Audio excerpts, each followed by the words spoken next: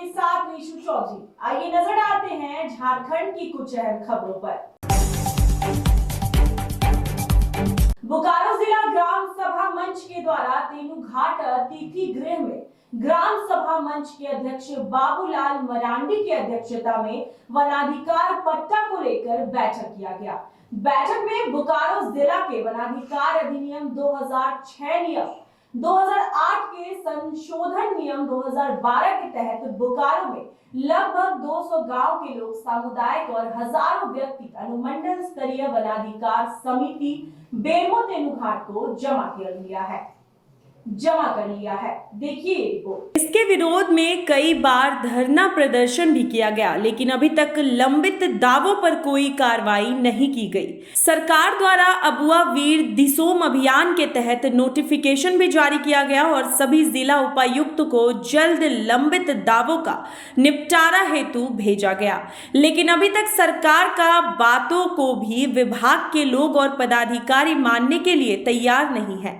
बैठक में सर्वसम्मति से निर्णय लिया गया है कि अगले बैठक के समय तक अगर कोई निर्णय नहीं लिया गया तो समिति के द्वारा कार्यालय में तालाबंदी करने का निर्णय लिया गया है। दिसोम का मतलब है वीर का मतलब जंगल, जंगल का जो खनिज संपदा जो भी संपत्ति है वो वीर में है और उसका रक्षा करने वाला यहाँ का आदिवासी रहा है। हमेशा जंगल में जिया, आज भी फल फूल से जी रहा है। उनके पास कोई नौकरी नहीं है। जहाँ कोयला है वो आरा छपरा बलिया दुनियादारी के लोग आ जाते हैं। जहाँ फैक्ट्री है वहाँ के लोग आ जाते हैं। हमारे लोगों को कुछ नहीं मिलता। इतना तक भी कहा जाता है कि घर में सरकार दे रही है 125 मेगावाट की क्या बोलते हैं उसको बिजली, वो कागज में ही बना है और सुनते हैं, लेकिन जनता को हाथ में नहीं आया। तो ये हमारी फितरत है, लड़ना ही लड़ेंगे। जब तक हक नहीं मिलेगा तब तक हम लोग लड़ते रहेंगे। क्या नाम हुआ आपका? मेरा नाम बोकारो जिला का ग्राम सभा अध्यक्ष बाबूलाल मरांडी है। वैसे तो चुनावी माहौल में राजनीतिक पार्टियां जनता के मुद्दों पर चुनावी तैयार करती है, लेकिन इस बार के चुनाव में राजनीतिक पार्टियां भ्रष्टाचार को अहम मुद्दा बनाने की तैयारी कर रही है। इस पर राजनीति भी गर्म है। देखिए पूरी खबर। इस वर्ष होने वाले लोकसभा और विधानसभा के चुनाव में झारखंड की सरकार चला रही पार्टियां भ्रष्टाचार को भी चुनावी मुद्दा बना रही है। जेएमएम के प्रवक्ता मनोज पांडे ने कहा है कि केंद्र सरकार के भ्रष्टाचार को उनकी पार्टी उजागर कर जनता के बीच लाएगी। भ्रष्टाचार की ही तो वो उदाहरण है। उनके कई एक मेहुल भाई, सरीखे भाई, जिनको भाई बोला जाता है, वो पैसे लेकर चंपत हो जाते हैं। क्या करती है उस समय ईडी, सीबीआई, इनकम टैक्स कहाँ रसोई रहती है। तो ये सब नमूना है भ्रष्टाचार के। हमारा देश गरीब देश, 3 गुना उस पर कर्ज बढ़ गया, वो सब पैसे गए कहाँ। आज महंगाई की मार झेल रही है पूरी देश की जनता। पेट्रोल 100 के पार चला गया, हम तो 60-62 में खरीदते थे। तो ऐसे बहुत सारे मुद्दे हैं जो प्रभावित करेंगे चुनाव को, और निश्चित तौर पर केंद्र सरकार के खिलाफ एक माहौल बन चुका है, तैयार हो चुका है। और खास करके झारखंड में जो एक आदिवासी के पुत्र के साथ एक सर्वाधिक लोकप्रिय मुख्यमंत्री, वो आदिवासी है भाई, गुनाह है क्या उनका। इधर बीजेपी ने कहा है कि मोदी सरकार ने जिस तरीके से भ्रष्टाचार पर लगाम लगाई है, उससे साफ है कि भ्रष्टाचारी किस तरीके से शिकंजे में कसते जा रहे हैं। पार्टी प्रवक्ता प्रतुल शाहदेव ने कई उदाहरण देते हुए कहा है कि अब भ्रष्टाचारी बचने नहीं जा रहे हैं। भ्रष्टाचार चरम पर है। सरकार पर 70,000 करोड़ के घपले घोटाले का आरोप लगा, और अभी एक प्रतिष्ठित नेशनल टाइम्स नाउ चैनल है, उसने एक सर्वे करवाया था जिसमें 12% लोग मान रहे हैं कि हेमंत सोरेन को सिंपैथी फैक्टर मिलेगा। 48 लोग मान रहे हैं, 48% लोग, कि ये भ्रष्टाचार है और इसमें कोई सिंपैथी नहीं मिलेगी और इस सरकार को तो जाना ही चाहिए। तो स्पष्ट है कि इस देश में भ्रष्टाचार के प्रति जीरो टॉलरेंस है। आपको याद होगा ना, राहुल गांधी के पिता राजीव गांधी ने भी सत्ता बोफर्स घोटाले के मुद्दे पे ही गंवाई थी। तो इस बार कांग्रेस 24 में 24 सीटें भी जीत जाए तो बहुत होगा। वैसे तो चुनाव में कई ज्वलंत मुद्दे सामने आए हैं जिसका जवाब जनता मांग रही है। ऐसे में भ्रष्टाचार के मुद्दे पर राजनीतिक दल किस तरीके से जनता को जवाब देंगे, ये भी एक बड़ा सवाल होगा।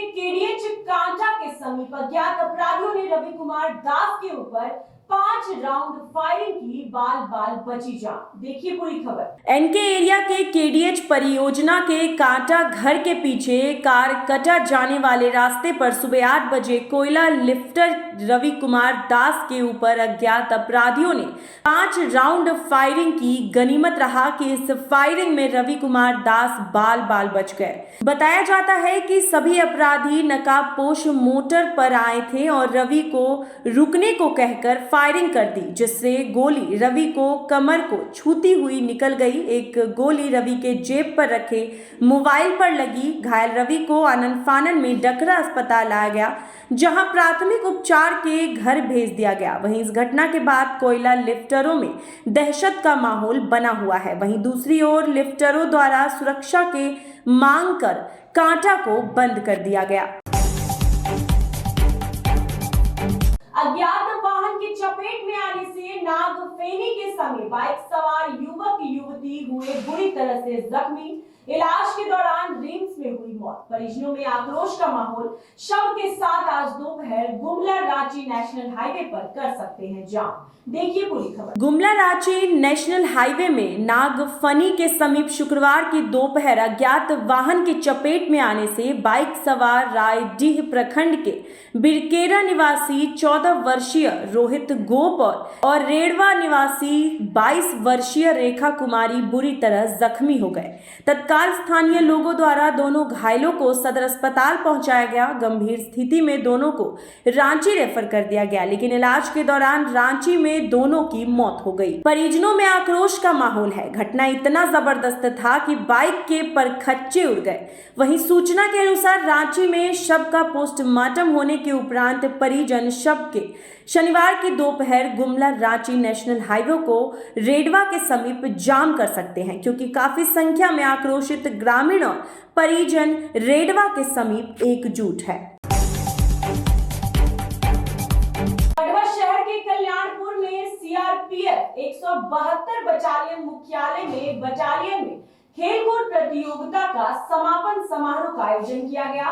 समापन समारोह में पंकज कुमार उप महानिरीक्षक पलामू के द्वारा किया गया। देखिए पूरी खबर। कार्यक्रम के दौरान 172 बटाव के नृपेंद्र कुमार सिंह कमांडेंट सहित अन्य अधिकारी मौजूद थे। इस प्रतियोगिता में 11 तरह के खेलों का आयोजन किया गया। प्रतियोगिता में बटालियन 112 बटालियन, 172 बटालियन एवं 214 बटालियन सीआरपीएफ की टीमों ने भाग लिया, जिसमें विभिन्न खेल स्पर्धा जैसे वॉलीबॉल, बैडमिंटन, वीम वर्क और 10 किलोमीटर दौड़ का आयोजन किया गया था। वॉलीबॉल प्रतियोगिता का फाइनल 11 बटालियन व 214 बटालियन के बीच हुआ, जिसमें 214 बटालियन की टीम विजेता रही।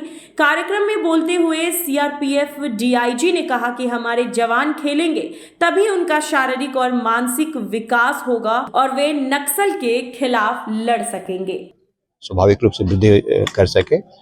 तो इसलिए हमने ये सोचा और सभी बटालियन कमांडेंट्स, अफसरों और उनके पूरी टीम के सहयोग से यह संभव हो पाया।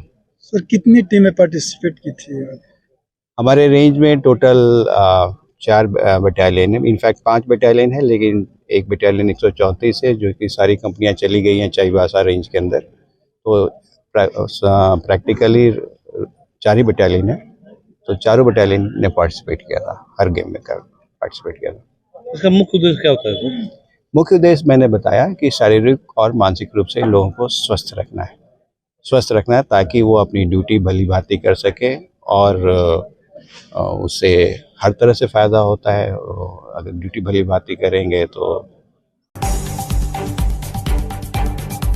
झारखंड के मुख्यमंत्री चंपई सोरेन एक दिवसीय दौरे पर गढ़वा पहुंच रहे हैं। लगभग 1 बजे पुलिस लाइन में बने स्थायी हेलीपैड पर उनका आगमन होगा, जिसके बाद उन्हें गार्ड ऑफ ऑनर दिया जाएगा।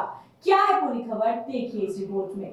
जिसके बाद 1:15 बजे तक वह कार्यक्रम स्थल पर पहुंचेंगे और वे यहां 3:30 बजे तक कार्यक्रम स्थल पर रहेंगे। इस दौरान वे पलामू, लातेहार और गढ़वा के 28,903 लोगों आबुवा आवास के लाभुकों को प्रथम किस्त की राशि का ऑनलाइन वितरण के साथ स्वीकृति प्रदान करेंगे। उनके साथ स्थानीय विधायक पूर्व मंत्री मिथिलेश ठाकुर भी मौजूद रहेंगे। ईडी के अधिकारी व्हाट्सएप चैट मामले में पूछताछ कर रही है। हालांकि विनोद सिंह से कल ईडी ने पूछताछ किया था, लेकिन लंबी पूछताछ करने के बाद कल छोड़ दिया गया। आज एक बार फिर विनोद सिंह से ईडी व्हाट्सएप चैट मामले में पूछताछ कर रही है। आपको बता दें कि ईडी के अधिकारियों ने विनोद सिंह के ठिकाने से कई महत्वपूर्ण दस्तावेज और इलेक्ट्रॉनिक डिवाइस बरामद किया था, जिसके आधार पर ईडी के अधिकारियों को कई महत्वपूर्ण सुराग मिले हैं, जिसके आधार पर यह पूछताछ जारी है। देखिए पूरी खबर। ईडी ऑफिस पहुंची शाहीनबाग डीसी राम निवास यादव भी ईडी कार्यालय पहुंच गए हैं।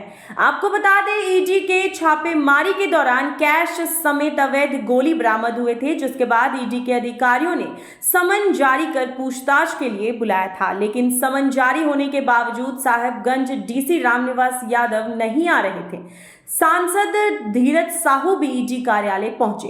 राज्यसभा सांसद धीरज साहू भी ईडी कार्यालय पहुंच गए हैं। ईडी कार्यालय में राज्यसभा धीरज साहू, साहेबगंज डीसी राम निवास यादव और विनोद सिंह से ईडी के अधिकारी पूछताछ कर रहे हैं।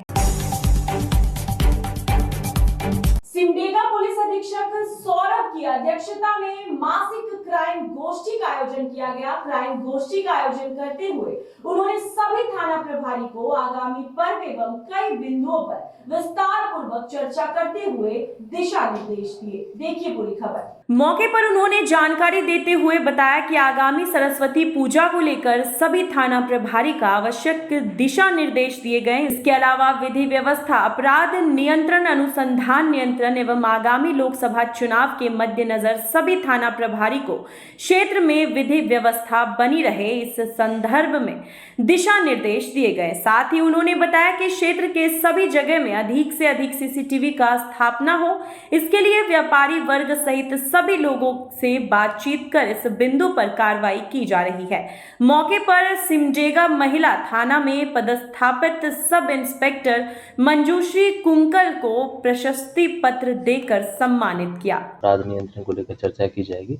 विधि व्यवस्था में जहाँ तक बात करें तो सबसे पहला तो सरस्वती पूजा जो आने वाली है उसको लेकर के हम लोग विशेष चर्चा करेंगे, और उसके उपरांत अब लोकसभा चुनाव जो है बिल्कुल सर पे है, उसको लेकर के हम लोग तैयारी जो है वो कर रहे हैं, और उन तैयारियों में जो भी कमियां हैं उसको आज पूरा डिस्कस किया जाएगा, और उसमें क्या क्या आवश्यकता है सभी थाना लेवल पे है उनको चर्चा करके उनकी पूर्ति करने का प्रयास जो है वह किया जाएगा। ज़्यादा से ज़्यादा सीसीटीवी से आच्छादित हो जाए ताकि हम लोगों को और क्राइम डिटेक्ट करने में, क्राइम रोकने में मदद मिलेगी। तो हम लोगों ने सभी थाना प्रभारी को निर्देश दिया है कि अपने स्तर से सभी वैसे व्यवसायी जो कि स्वयं अपनी इच्छा से सीसीटीवी इत्यादि लगाना चाहते हैं उनको मोटिवेट करें और अपने एरिया में सीसीटीवी लगाएं ताकि अपराध जो है वो नियंत्रित किया जा सके। अभी के लिए बस इतना ही। झारखंड से जुड़ी ऐसी तमाम बड़ी खबरों को जानने के लिए आप बने रहिए हमारे साथ और देखते रहिए GV24।